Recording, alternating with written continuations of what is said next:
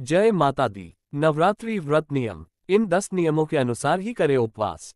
पहला, यदि आप नवरात्रि का उपवास रख रहे हैं तो ब्रह्मचर्य व्रत का पालन करें। दूसरा, इन 9 दिनों में झूठ नहीं बोलना चाहिए और क्रोध नहीं करना चाहिए।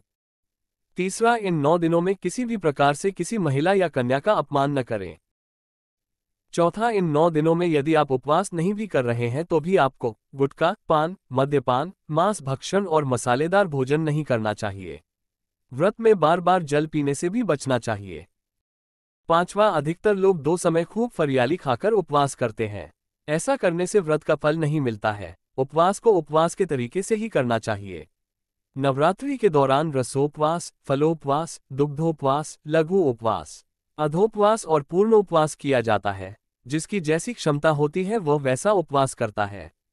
छठवां, व्रत में यात्रा, सहवास, वार्ता, भोजन, गाली बकना आदि त्याग कर नियमपूर्वक व्रत रखना चाहिए तो ही उसका फल मिलता है। परंतु कई लोग ऐसा नहीं करते हैं।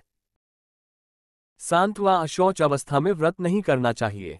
जिसकी शारीरिक स्थिति ठीक न हो, व्रत करने से उत्तेजना बढ़े और व्रत रखने पर व्रत भंग होने की संभावना हो, उसे व्रत नहीं करना चाहिए। रजस्वला स्त्री को भी व्रत नहीं रखना चाहिए। यदि कहीं पर जरूरी यात्रा करनी हो तब भी व्रत रखना जरूरी नहीं है। युद्ध के भी व्रत त्याज्य है। आंथवा माता जी का व्रत रखकर शास्त्र सम्मत विधिवत पूजा अर्चना करना चाहिए।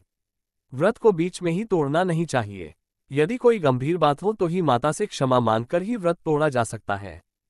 नौवां, अधोपवास अर्थात यदि एक समय भोजन करने का व्रत ले रखा है तो ये भी जानना जरूरी है कि भोजन में क्या खाना और क्या नहीं खाना चाहिए। जैसे नवमी के दिन लौकी नहीं खाते हैं। 10वां, सप्तमी, अष्टमी या नवमी के दिन व्रत का पारण कर रहे हैं तो व्रत का उद्यापन जरूर करें और 9 कन्याओं को भोजन कराकर उन्हें दक्षिणा देना चाहिए। तभी व्रत का फल मिलता है।